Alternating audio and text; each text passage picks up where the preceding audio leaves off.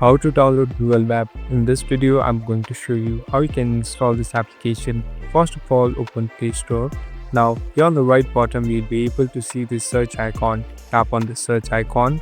Now, on the top at the search bar, search for Google Map. So it will pop up in the first. Tap on it. So as you can see, I've already installed it.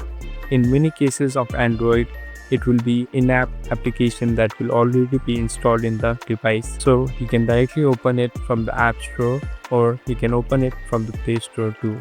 So what is Google Maps? Google Maps is a map application where it shows everything related to maps, where it shows reference, places, and even shows the direction.